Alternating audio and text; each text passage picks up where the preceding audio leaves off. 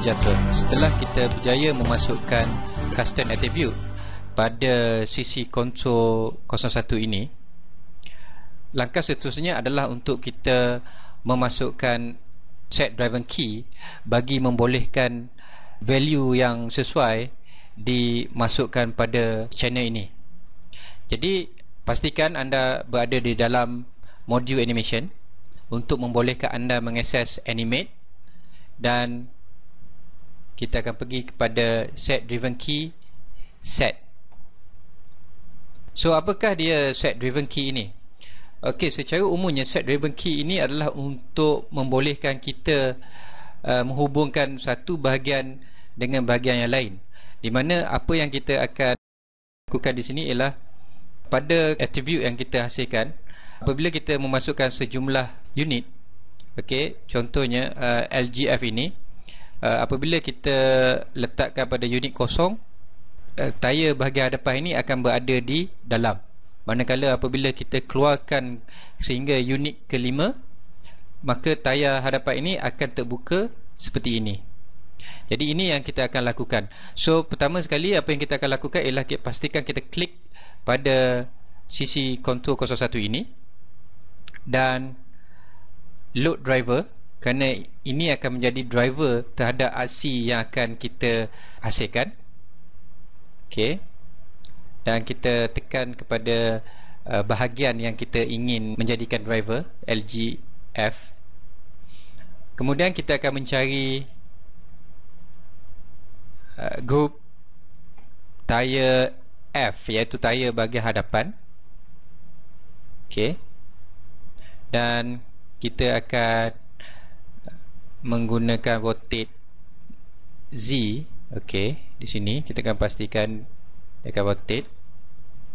Okey, so kita akan menggunakan rotate Z. Okey, jadi kita pilih channel rotate Z di sini dan kita loadkan ni sebagai driven. Okey, jadi apa yang ingin kita lakukan? Okey, pada kita kembali pada contour curve ini. Okey, pada keadaan kosong, maka apa yang kita ingin lakukan ialah rotate Z untuk tayar F ini berada pada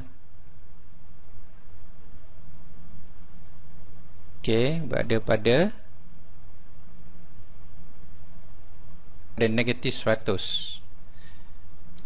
Okey, negatif 100.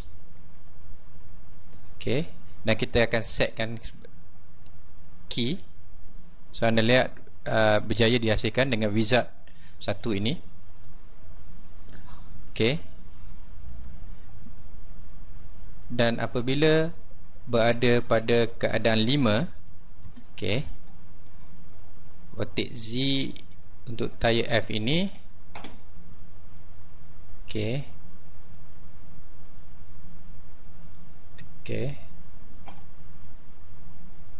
berada dalam keadaan kosong. Okey, kita katakan key. Okey, baik, kita tengok hasilnya.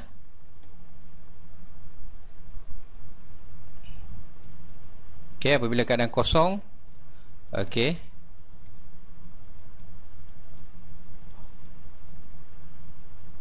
okey, maaf, sebenarnya saya tersilap meletakkan nombor 10. Tak apa, kita boleh baiki balik apa kesilapan yang kita lakukan tadi.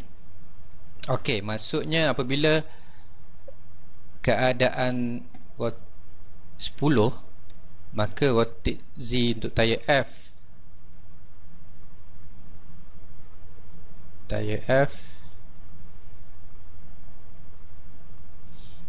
adalah kosong. Okey, so kita kena pastikan di sini. Okey, apabila 10, okey, kita kena set key. Bila tayar kosong ni kita akan set key. Jadi kalau kita lihat kembali, okey, apabila 10 dia kosong, apabila 6 kita lihat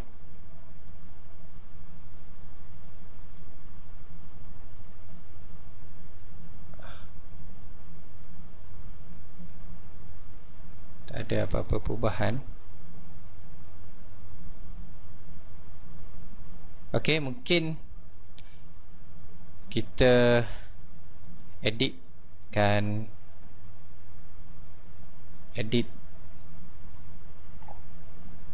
attribute. Okey, to F kita cuma letak pada 5 sahaja. Okey,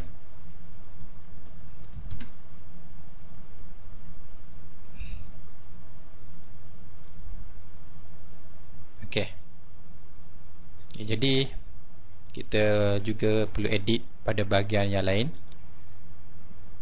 L 5 sahaja.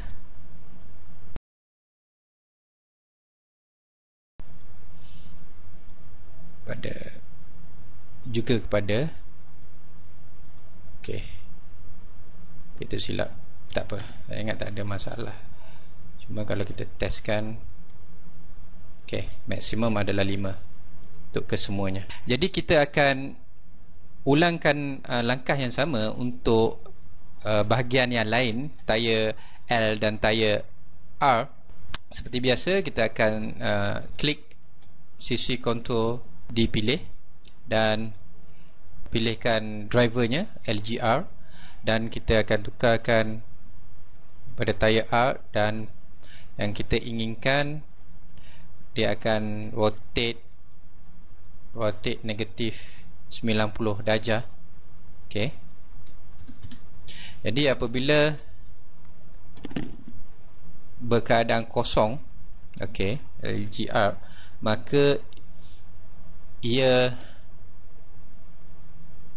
ini, okey, kita kena loadkan dahulu untuk driven. Jadi pastikan rotate Z adalah negatif 90. Okey, jadi kita key. So apabila A nya 5, maka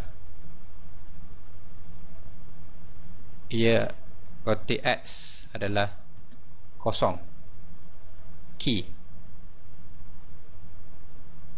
Okey, jadi kita akan testkan. Okey, nampaknya berjaya. Yang terakhir, kita akan kosong, kita akan loadkan driver. Okey, pilih driver dan kita akan loadkan L sebagai driven. So akan rotate 90 darjah at 90 darjah. Key, manakala bila ia berkeadaan 5, maka rotate X adalah kosong.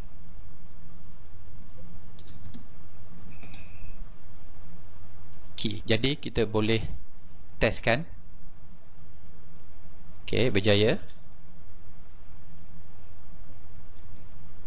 Okey, kita boleh tengok di sini. So apabila kita memilih ketiga-tiga sekaligus, kita akan boleh menganimasikannya seperti ini.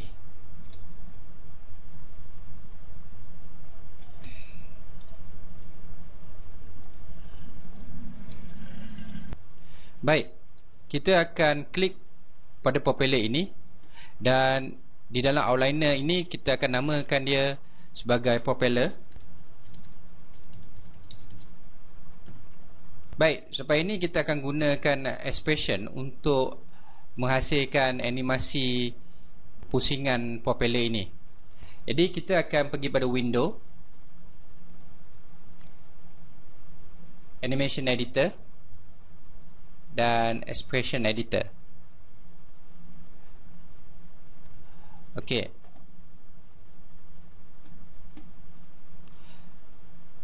Jadi kita akan pastikan terlebih dahulu bahagian manakah yang akan berpusing.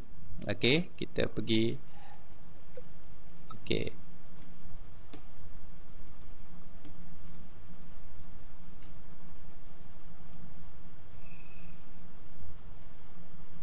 Okey. Nampaknya kita perlu we setkan pivot ini, modify dan center pivot. Okey, kita lihat terlebih dahulu di pandangan hadapan. Okey, nampaknya kita perlu ubah sedikit kedudukannya dengan menekan insert.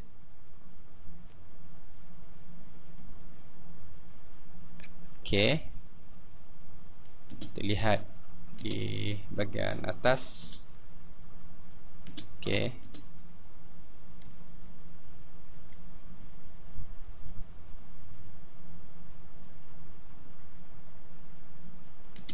okey, kembali. Okey, tekankan insert kembali.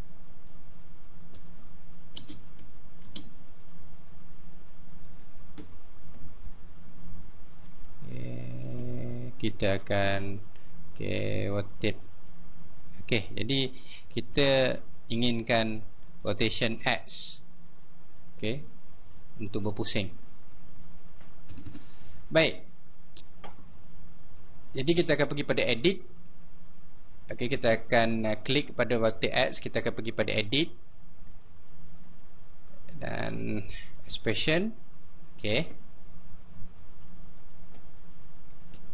kita akan kopikan bahagian ini, Ctrl C. Okey,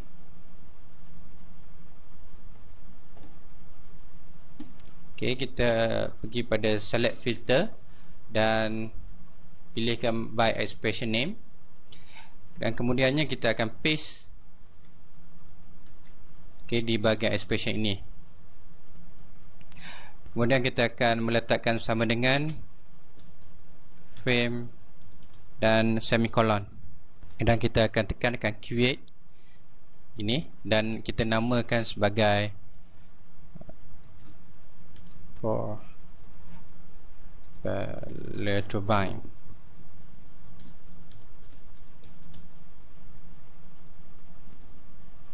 Okey, dan close.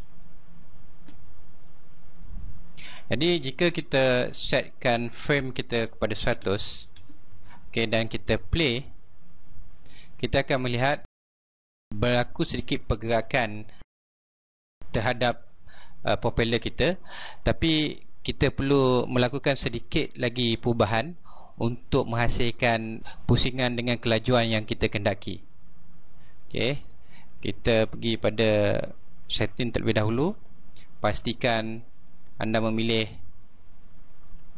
okey, kita setkan setting kepada film 24 frame, time slider pada real time 24 frame, save. Jadi kita akan kembali kepada expression editor kita untuk melakukan sedikit update dan perubahan. Kita ingin pastikan bahawa expression kita ini akan dikawal dengan kelajuan propeller yang telah kita hasilkan sebelum ini.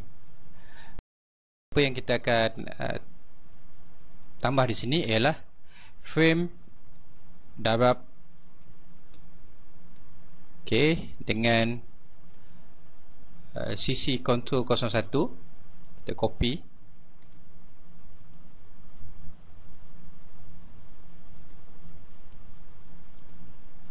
dot, okey,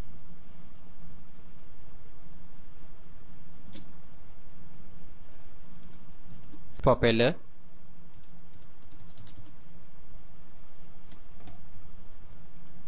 okey, dan tekan edit, dan anda boleh lihat wizard propeller turbine telah pun diubah sesuai. Jadi apabila kita letakkan unit di sini, okey, contohnya seperti 11, dan kita playkan animasi kita, okey, kita akan dapati bahawa propeller ini telah bergerak dengan lancar. Okey, dan kelajuannya boleh diubah Okey, contohnya jika kita ingin meletakkan kelajuan maksimum 20. Okey. Propeller ini akan berputar dengan lebih pantas. Okey, dan tentunya kalau kita letakkan benda kosong, okey, ianya akan berhenti.